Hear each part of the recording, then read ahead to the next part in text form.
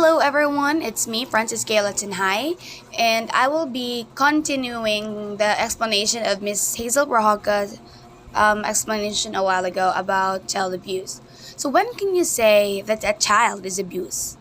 Physically or mentally injured, sexual abuse, sexual exploitation, or mistreatment of a child under the age of 18 by a person under circumstances that indicates that the child's health or welfare is injured or threatened is considered child abuse or neglected.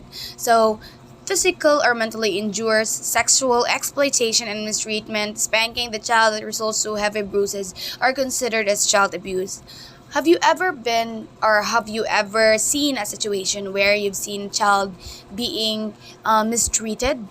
And if yes, we can really report it to the nearest police station, or if it's in your locality, you can report it to your barangay officials to have an action about it.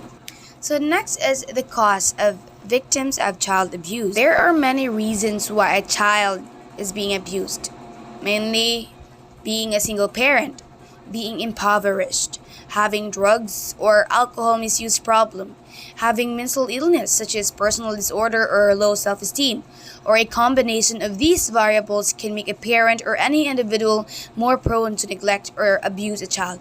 Bitaw no, we've observed a lot, like for examples in television when a person really has an alcohol misuse problem or taking drugs improperly, they most likely to do or abuse a child.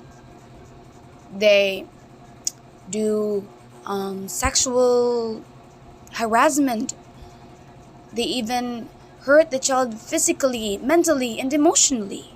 Also observe that when the child has been mistreated, like they can't even voice out their voice because they've been threatened by the people who mistreat them.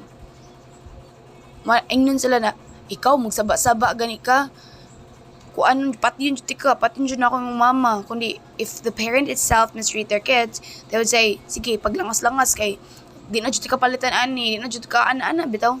Daghan kayo sila pasumangil. So, as a citizen, as a responsible youth, as a child rights advocate, if we've seen children mistreated by anyone, we should really report it to the nearest police station, DSWD, barangay, any government personnel so that they could take action para maluwas ang mga bata.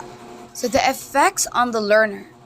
It can be established that mistreated students are more likely to skip classes, lose concentration, and concentrate on their traumatic experiences. They are also absent from class discussions and other activities. As a result, they are forced to repeat grades. Diba? We can really observe that this is really happening. Well, I'm not generalizing, but as what I've observed, traumatic or students who have problems at their homes more likely to skip classes, or if they are physically present inside the class, they are obviously mentally absent because of having a traumatic experiences that they've experienced at home.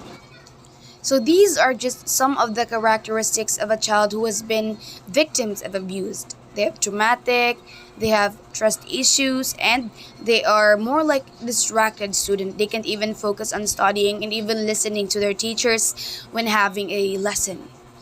No, as a student and a future educator, what should be the best thing we can do to handle children who are victims of abuse?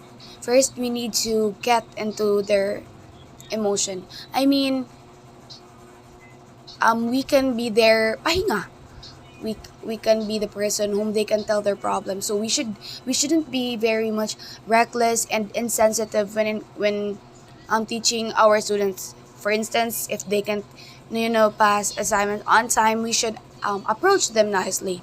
We should ask what's the problem. We shouldn't be barking. We shouldn't be nagging all the time why they can't pass their assignments on time. Instead, we should ask them nicely, what's the problem? What's the reason behind why you can't pass your assignments on time, projects on time? We should be touching them for them to be able to tell us what their problem are, and we could help them in our simple little ways. So I hope you guys learned something out from our presentation.